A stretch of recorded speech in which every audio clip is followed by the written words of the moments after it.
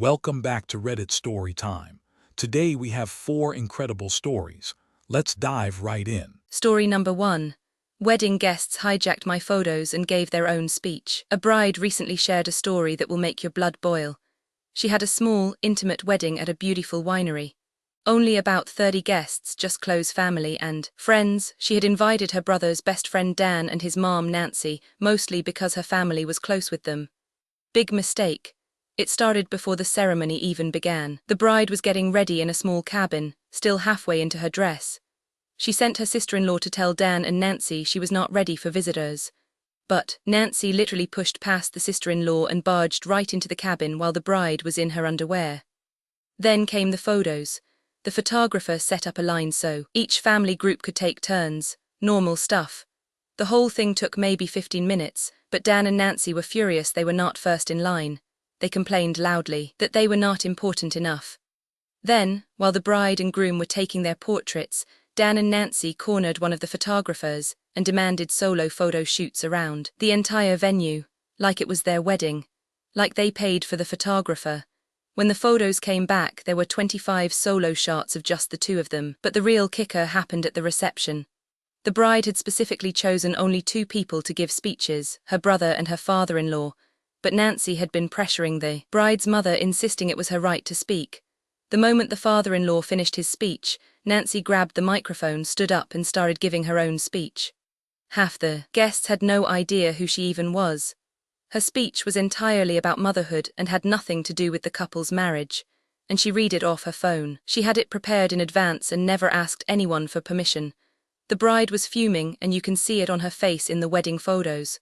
The best part, the bride's petty revenge. She has refused to share any of the wedding photos with Dan and Nancy. Months later, they are still asking, she just ignores them. Oh, and the groom's family thought Dan and Nancy were a romantic couple, not a mother and son, because they were so clingy with each other in every single photo. And the verdict, instant karma, bride keeps all the photos skull. Story number 2.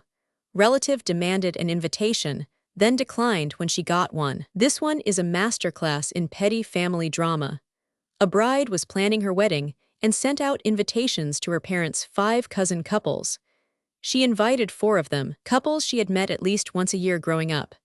The 5th cousin, let us call her B, lived far away and the bride had only met her once in her entire life. Honestly, she forgot B existed.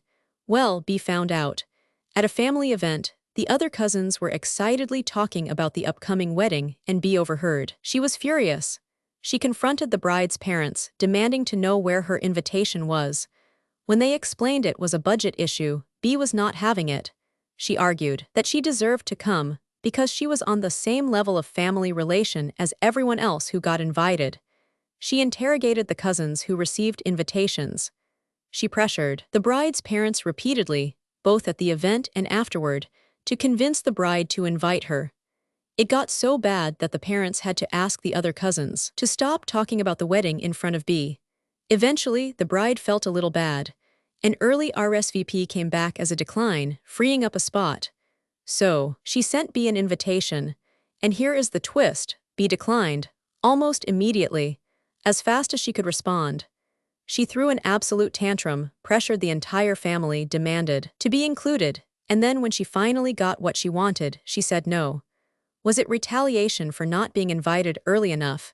Did she just want to feel included without actually wanting to attend? Nobody will ever know. But the bride and her parents found it hilarious in the most infuriating way possible. And the verdict, plot twist, she never wanted to come anyway, face with rolling eyes. Story number 3. My sibling tried to sabotage my wedding the night before. This story is about a bride who endured years of emotional abuse from her sibling, all culminating in a calculated sabotage attempt the night before her wedding. The bride had always been the black sheep of her family. Her sibling was the golden child, and growing up, the sibling was openly abusive while the parents enabled it. Things only got worse when the bride got engaged and started planning her wedding. Let me walk you through just some of what the sibling did when the bride gave birth and was going through chemotherapy for cancer. The sibling's partner criticized her for not breastfeeding while she was on chemo.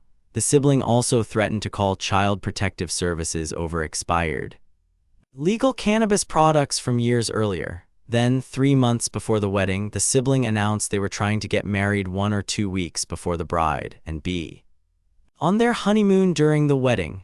On separate occasions, the sibling tried to talk the bride's partner out of marrying her, but the worst moment came the night before the wedding. The sibling called the bride's parents and claimed they were not coming because they had been told the ceremony was only for the in-laws. They also claimed they had a networking event to attend on a Sunday. The parents completely melted down. Instead of enjoying their last night before the wedding, the bride and her partner were dragged into what can only be described as an intervention, where the family accused them of being difficult and short-tempered.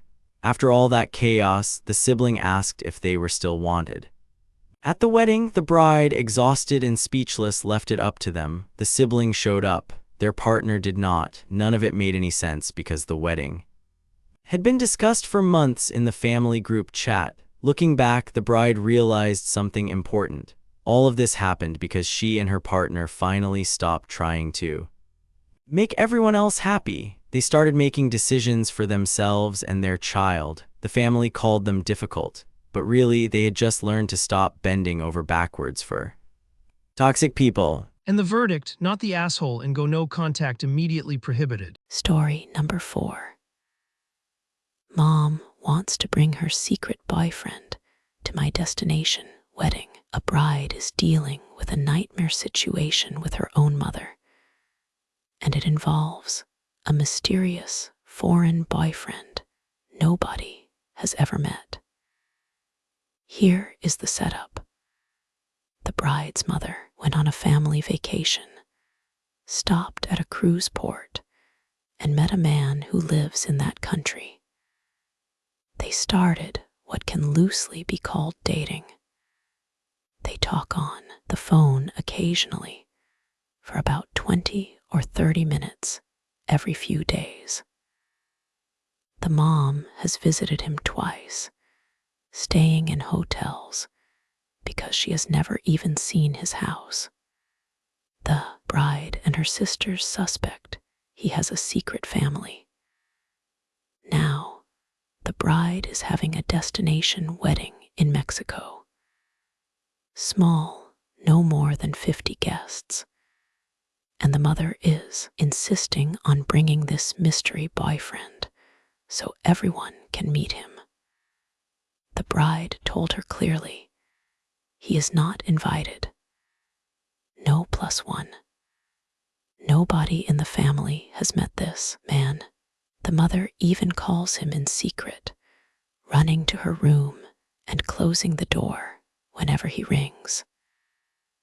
But the mom will not take no for an answer. She keeps saying she is bringing him. She argues that other guests have +1s, but those are long-term partners the family knows and has spent holidays with. This is a stranger. The bride is also worried that her mother will spend the entire wedding parading this man around instead of actually being present as the mother of the bride. And since the bride has no relationship with her father, her mother is supposed to fill both parental roles. The cherry on top, the mom joked about turning it into a dual wedding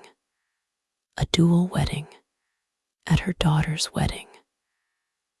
The bride shot that down immediately and told her she would expect half the wedding costs if that was the case. The bride says she is no longer even excited about her own wedding. It has stopped being about her and turned into a stage for her mother's new boyfriend reveal. And the verdict, not the asshole, it's your wedding, not her dating show circus tent. That's all for today. If you enjoyed these stories, hit that subscribe button and ring the bell for more. See you next time.